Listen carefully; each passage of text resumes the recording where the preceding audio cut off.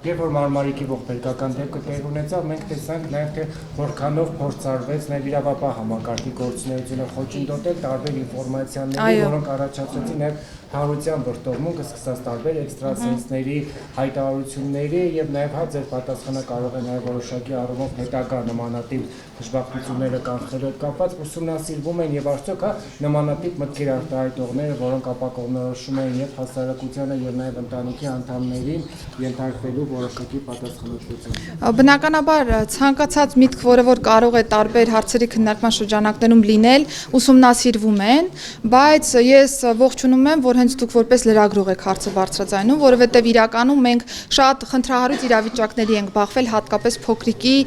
որոնողափրկարարական աշխատանքների շրջանակներում, որովհետև հայտնվել էին տարբեր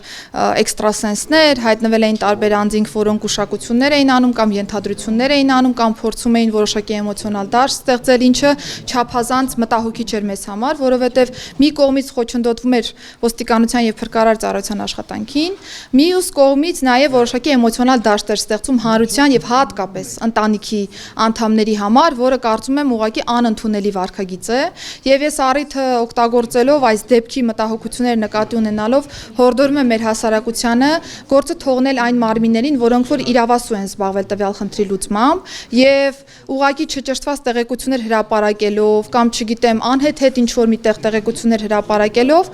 որևէ ձևով օգտակար ինչ որ գործունեությամբ չենք զբաղվում, դրա համար պետք է ուղղակի ձեռնպահ մնալ որևէ գործողության կատարումից, եթե որևէ արժանահավատ տեղեկատվություն ուղղակի չես կարող փոխանցել։ Այս պահին չկա որևէ գործողություն, գործընթաց, բայց մենք շարունակելու ենք մեր ուսումնասիրությունները, եթե նկատեցինք, որ դա արդեն այնպիսի դրսևորում է ստանում, որը այս կամ այն անձի իրավունքները կարող է ոտնահարել կամ խնդիրներ կարող է առաջացնել, ռեակցիա հաստատապես կլինի։